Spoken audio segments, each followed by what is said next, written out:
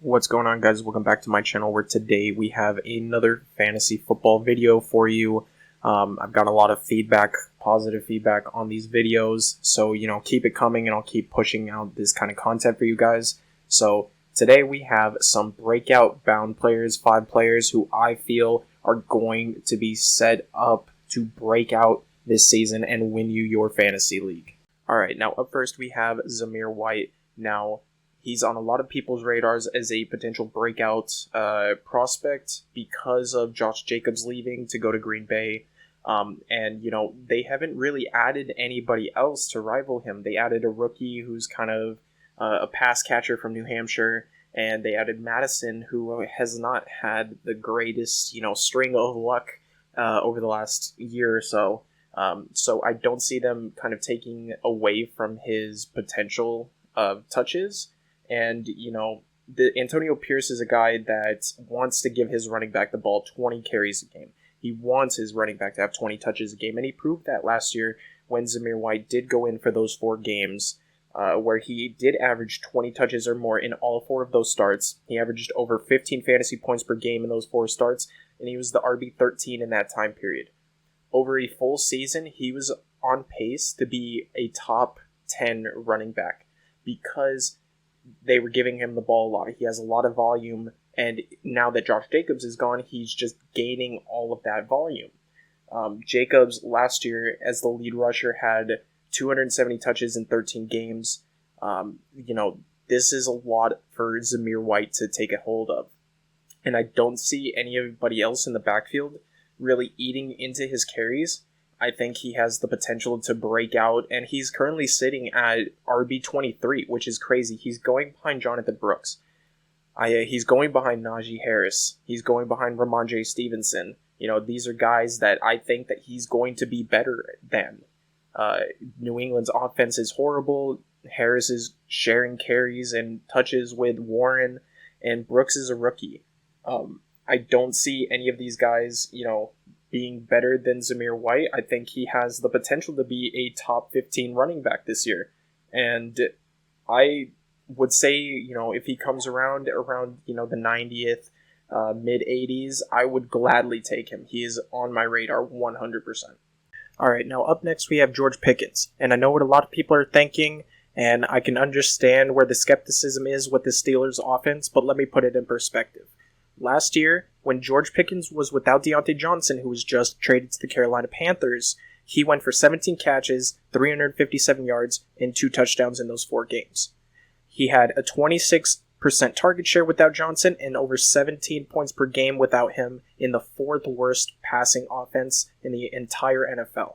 Along with this, there's no established number 2. He's a firm number 1 receiver. And he's gotten QB upgrades in Russell Wilson and Justin Fields, and if anybody thinks that they're not upgrades over Pickett and Mason Rudolph, I don't know what you're thinking. But I do understand the skepticism. There is Arthur Smith, who is the offensive coordinator, but he cannot be worse than Matt Canada. And along with this, people forget that Arthur Smith had a really successful coaching season with A.J. Brown in A.J. Brown's breakout season in Tennessee. He's stated he's going to be playing a lot more in the slot, and that puts him against linebackers and safety. Those are more favorable matchups for somebody like Pickens, who excels in yards after the catch. So, that being said, him being established number 1, last year he was 10th in wide receiver deep targets. He only had 73 of his 106 targets within his catch radius. That's around 68%. That is atrocious for a number 1 receiver, and with these QB upgrades, he should excel a little more. He was number 1 in yards per reception and number 5 in yards per target. He had 22 of his 63 receptions over 20 yards. He's set up with the ability to be successful this year in fantasy, and when you look at who he's being drafted after, T. Higgins, Zay Flowers, Tank Dell, I would rather have Pickens over all 3 of these guys, and potentially over guys like Stephon Diggs, because he is that number 1, and it's been established that he's that number 1. I think that he is set to break out for the first time after really horrible QB play since Ben Roethlisberger's been gone, And I would not doubt if he establishes himself as a top 15, top 10 type receiver at the end of this season. Now, before we continue, I just wanted to inform you guys that over 97% of you guys are not subscribed to my channel. If you guys could subscribe, it would be greatly appreciated. It allows me to make more content like this for you guys and support me in any way you can. So go ahead, subscribe, comment, do that, all those things. So let's get right back into the video. Up next, we have Terry McLaurin. And Terry McLaurin's an interesting case because you don't really think of him as having really bad seasons. He's had 4 consecutive 1,000-yard seasons and targets of 134, 130, 120, and 132 in those 4 seasons. But it hasn't really translated into fantasy value. He hasn't really put up anything that says, I'm a wide receiver 1 in fantasy. And it's shown by his drop in his average draft position. But last year he was 2nd in total routes run. He had 7.5 targets per game. He was 8th in deep targets and wide receiver 13 in air yards. But what really has brought him down is a catchable target rate. He's had some really horrible quarterbacks in the past, and last season he was 76th in this category. He had over 130 targets, and only 85 of these targets were catchable. Daniels is probably his biggest upgrade at quarterback so far, and I really think all of these numbers should go up with a quality quarterback throwing to him. Not to say that, Daniels is a proven and capable quarterback quite yet, but, with what he's had in the past, Daniels could look to be a significant upgrade. Now, when it comes to where he's being drafted, he's going at the wide receiver 31 on Underdog, which is behind T. Higgins, Zay Flowers, and Tank Dell. I would much rather have Terry McLaurin over all 3 of these guys. As for Sleeper, it's kind of a similar situation. He's going behind Rome Odunze, Keenan Allen, T. Higgins, Tank Dell, and I would rather have him over all of these guys as well. I think that he's in a great position this year as a firm, established number 1 receiver on the Commanders, and I think that they're going to look to get him the ball more, which should increase his production and thus push him into that wide receiver 1 type category. And I think that the only thing that really limits McLaurin is if he continues to have bad quarterback play. So I would happily draft him as being, a top 15 wide receiver when all things come down to it. I think he has the performances to be able to get there. He just needs a larger catchable target rate, and I think he firmly establishes himself in that category. Up next, we have Isaiah Pacheco, and I know what you're thinking. This is a guy that's pretty much established himself as an RB1, especially over the final couple of weeks over last season.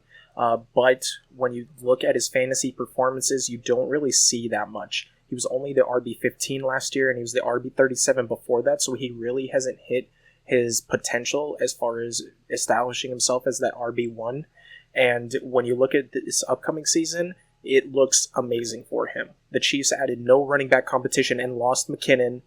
He was averaging over 18 opportunities per game over that final stretch. He had a 72% opportunity share, ranked number 8 in the NFL for running backs. 61% snap share, that's number 13 among running backs. He had 50 red zone touches, that was number 7. And number 11 in breakaway run rate of 5.4%. I think that he has a lot of this value, and I think over the final duration of the season, including the playoffs, he was ready to establish himself as that potential RB number 1. There was some cause and concern that the Chiefs were going to draft somebody or improve their running back room because Pacheco had some issues like fumbling. But I think this shows how much confidence they have in his ability and how much they're going to put their trust into him when it comes to leading that backfield. Now, along with this, his receptions significantly increased from his rookie year to last year by triple. It went from 13 to 44, and they added some additional explosive wide receivers. This should open up the run game because they won't be able to stack the box as much as they were going to last year because of the Chiefs' lack of wide receiver depth. I think this goes great for Pacheco. I think this allows him to potentially put up some great points. He's going around the same time that guys like Travis Etienne are going. or potentially, Josh Jacobs. I think he could be better than both of these guys. I think he could be potentially better than Devon Achane if he doesn't live up to the hype. So I see Pacheco being an established top 10 running back this season and firming himself in that running back one conversation. And last but not least, we have Christian Watson. And I know what everybody's thinking. Your eyes are rolling right now. You're like, oh my God, Christian Watson, not again, because he was drafted so highly last year and he does have some major injury concerns, particularly with his hamstring. But he's worked on that. He had 20% asymmetry in his hamstring muscle between right and left leg. This essentially meant that his left leg was 20% stronger than his right leg, but he's worked to improve this asymmetry and he's cut it down significantly. According to him, he said that his hamstring has felt better than it's felt in a very long time. And let's not forget that while Christian Watson was on the field with the Packers between weeks 5 and 13, he was number 1 in every meaningful wide receiver stat that everybody looks at when it comes to how good they are. That's first in target shares with 21%. He led the Green Bay Packers in air yard share, yards per route run, first downs per route run, end zone targets. He was that guy. He was number 1 in target share as well, not just first read target share, but overall target share.